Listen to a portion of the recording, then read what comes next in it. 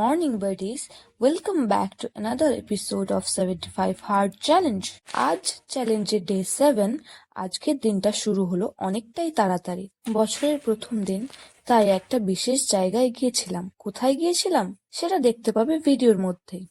তো ভোরে উঠেই গরম জল খেয়ে ফার্স্ট ওয়ার্কআউট সেশনটা করলাম ছাদে। 45 মিনিটস লেগস ওয়ার্কআউট করার পর স্নান করে আজকে পড়ে নিলাম শ্রীমদ্ ভাগবত গীতার 10টা পাতা। সাধারণত আমি এমনি বই পড়তে বসার শুরুতে শ্রীমদ্ ভাগবত গীতা পড়ে থাকি, কিন্তু আজ হয়তো সময় পাবো না সেই ভেবে ভোরেই পড়ে নিলাম।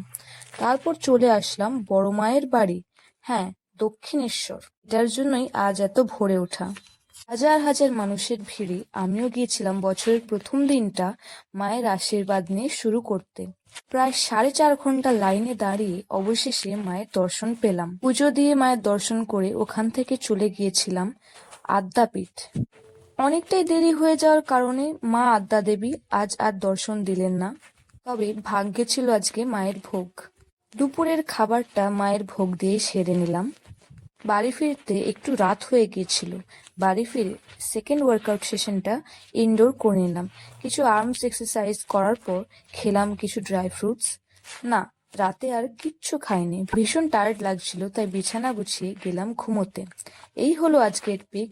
দেখা হচ্ছে পরের ব্লগে। If you like the video, please like, comment and share and subscribe for more updates. By.